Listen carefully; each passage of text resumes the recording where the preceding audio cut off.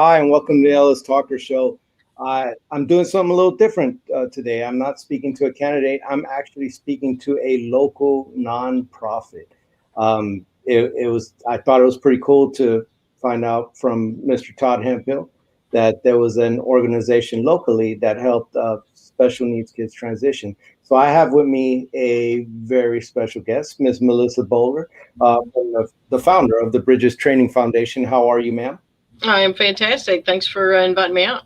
Well, I appreciate you coming. I wanted to start off by asking you, about to tell me about yourself and tell the people of Ellis County. Okay. Born and raised in Fort Worth. Have five children, and that was quite the adventure. Went to Dallas Baptist University and got majored in sociology with a minor in religious studies, and kind of worked my way into Midlothian education system as a special ed teacher, and kind of all went from there. I bet you saw a lot of trials as a special education teacher, so thank you for wanting to serve in that capacity. I mean, it's tough. A lot of mandates and not enough funding ever. Mhm. So It's really tough as a special ed teacher. I don't think people understand that you're pulled in so many different directions. Now I don't teach anymore. I do this full time. But you're managing a lot of different people within the classroom, but then you're also managing paraprofessionals, and the paperwork is immense. So, to all the special ed teachers out there, they are doing a lot. yeah, the paperwork is definitely Mhm. ARDs and Mhm. different IEPs you have to follow. It can be difficult. So tell me more about your foundation and why you started it. So, Bridges Training Foundation has a mission to help individuals with disabilities in all facets of their life. We're creating a resource center, or a life center, if you will, that is open so that it can help you regardless of your disability. Just to back up a little bit, as I said, I was a special ed teacher for Midlothian ISD. I was fortunate enough to be hired to pilot the Elevate program, and the Elevate program, when we started it over 10 years ago, was the only program of its type where the school district actually paid for their special ed students to go to Navarro College and take continuing ed classes and get a vocational training certificate through the continuing ed department. There's some other programs, colleges out there for individuals with disabilities, autism, the whole gamut, but those are parent paid. Right. So we started it. Midlothian was the only class the first year, and then we brought in Red Oak, Waxahachie. At times we would have Life School as a part of that. Um, as we said, partnered with Navarro College, and the students would come and spend a half a day with me in class learning vocational skills, and then they'd spend a half a day honing those vocational skills on a job site. And it was there that I really became to understand the dilemma that individuals with disabilities face every day, that goes way beyond their disability, but is because of the way society, their understanding of the word disability. So, kind of an indicator for that is I had been teaching the program for 4 years. It was a 2 year program. I've been teaching it for 4 years, and it was summer. I ran into the Walmart here in Midlothian, and I ran into one of my ex students who had graduated 2 years earlier. And it was Tuesday at 10 o'clock, and he's standing in the Walmart in his pajamas. And I didn't think anything of it. I'm not big on pajamas in public, but I went over to talk to him and see what he was doing. I was excited to see him because he was a very capable young man.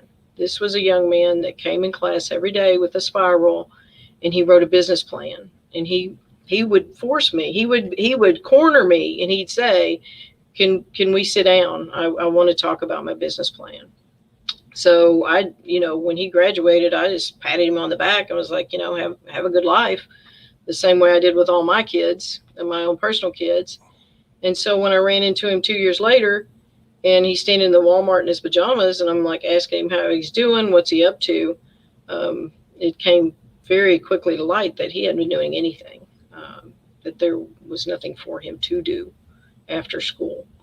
And it was just devastating to me because I knew how capable he was. And I walked away from that encounter thinking, where are his options?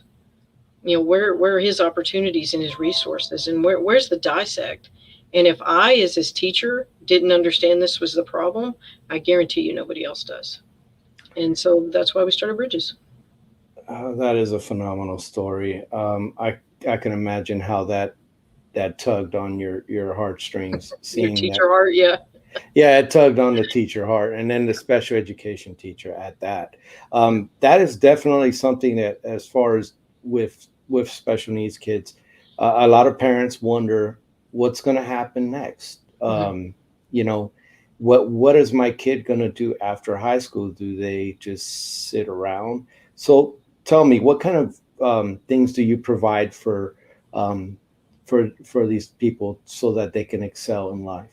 Okay, so we have recognized that through the last 9 years that we've been doing this, that if we create 4 divisions within Bridges, then it doesn't matter what your disability is, what level you're at, what time in life you're at, then you can walk in the door and find something for you to give you a greater quality of life. And those divisions are vocational, social, which is hugely important, housing, and advocacy.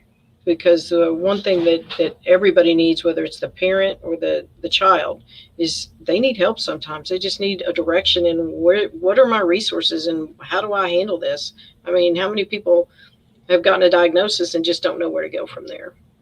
Yeah. So, unfortunately, because of COVID, though, our 2 strongest programs prior to COVID were the vocational program, the social program, and we were slowly developing the other 2 programs. As a nonprofit, it's kind of hard always to find funds for the dreams that you have.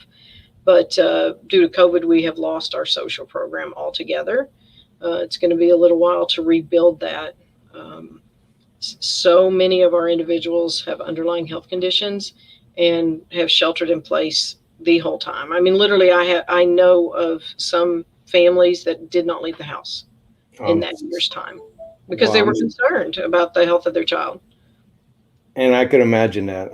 I just COVID really changed the dynamics of everything.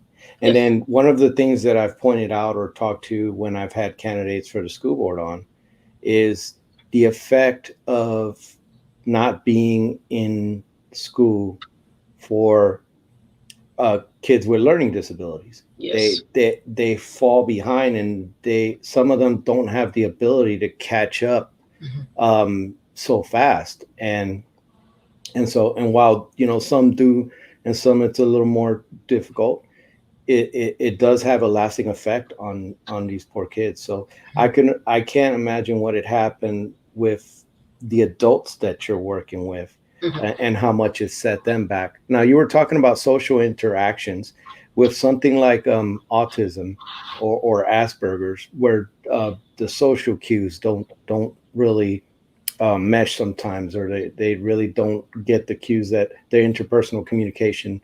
Mhm. How do you work with them? So we take every individual right where they're at. We really don't believe in labels. We believe in people. But because we're all experts in this field, we understand how to look for those and how to help that person individually. Because, as they say, if you've met one person with autism, you've met one person with autism. For example, we have an autism support group we have a few men in it, and we go out, we go to dinner, and we just keep putting these gentlemen in situations where we're trying to train them through example. So um, it really just depends on the individual. We have support groups that we can help with that. We have classes that we offer that help with communication at different ages and different levels that we can help individuals with that as well. Now, finding employment, you were talking about vocational programs. Can you tell me more about the vocational programs? Oh, you bet. That is our strongest program right now because it's the only one we've been able to consistently run through COVID. Um, we do everything from the beginning to the end of vocation. Say, for example, you have someone who's coming fresh out of high school that maybe does have autism, that doesn't really understand the whole concept of going to work and having a mean boss, and you're doing it all for a paycheck, right? Um, So we can go from the very beginning, and we can do some vocational training classes to help you give you a greater understanding of what having a job really means. We can do job placement. We help with resume creation, filling out the job applications, and sometimes even go to job interviews with people to Wow. advocate for them on. It really just depends on the individual. I cannot stress enough that we have these umbrella programs, but they really are tapered to the individual, because we might have someone come in that says, hey, I don't want anybody at work to know that I have a disability. I just want you to help me with this. And it may just be, we've helped you with your resume, we've helped you understand the different aspects of different work sites so you can pick an appropriate work site. And then we may be a phone call once a month saying, okay, this is happening, how do I deal with it? Or Wow. it may be a handhold all the way from the beginning to the end. It depends on the individual. I'm just surprised they don't want anybody to know their superpowers. It's like they're trying to hide those superpowers. You know, Yeah, so we also offer on the job training. We have work experience programs where we'll go in with someone and while they volunteer. Because you take somebody that maybe has been sheltered a lot, and they're not really understanding they'll come in and they'll be like, oh, I want to work a 10-hour shift. And we're okay. Have you ever worked more than an hour somewhere? Well, no, but I'm pretty sure I can do it. Well, let's go try it. Let's go do 3 or 4 hours at a food bank and see if you do have the stamina for that. And just exposure, exposure, exposure. Regardless of what you're doing, it's about exposure. so um what can you tell the parents of these now adults? What can you tell them about what to expect when their child comes in there, or when their adult comes in there? To Bridges for help. Yes. Um, we work with the whole family. Our theory is, whether you have a helicopter mom or you have a mom that's MIA, it's still part of what affects you on your work site, right? Because if you have a helicopter mom, then and we bring the whole family in and we say, hey, look, mom, if you call the boss once a week because he made your son do something you didn't want him to do, he's not going to maintain that job. So it really is training for everybody that supports that person. But if somebody wanted to come and get assistance with Bridges, we would just sit down with them, explain to them what we do, see what they want, and plug in ways we can help them. It really is about individualized service. What's the biggest impediment that you find to expanding or helping more people, other than the obvious, The money. money, Uh, but like the city, does the city help the school districts?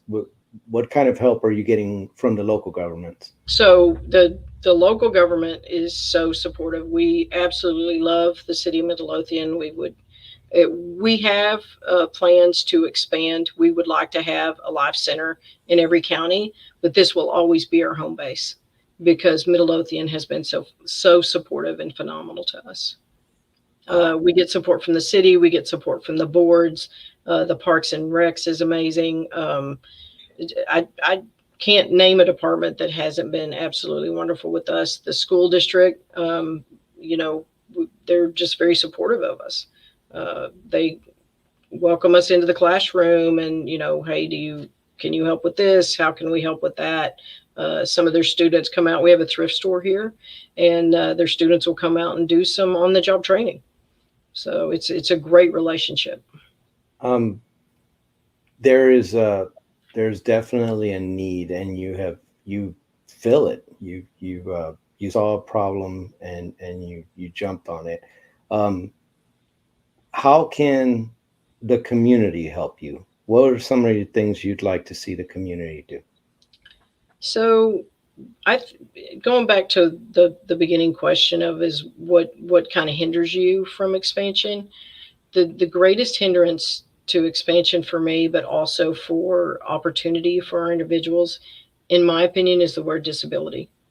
Um, I like to go out and give a lot of lectures and speak to classrooms. So I do all levels. I do businesses. I'll do college classes, junior high, high school classes, and I always start with the same question: is what do you think the word disability means? What do you think someone with a disability looks like? And the answers are almost always the same. I mean, it's always tied back to either they have no knowledge of what someone with a disability means, or they have very personal knowledge, and that's what they think the only disability is. For instance, if they have a brother who's autistic, then to them, disability means everybody with autism. And the problem is people get hyper focused on the word disability, and it really, really limits the individuals we're working with.